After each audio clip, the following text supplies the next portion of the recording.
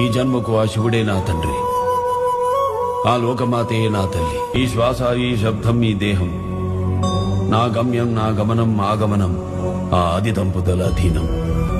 ఈ జన్మ శివార్పితం, మరు జన్మ శివ శాసనం.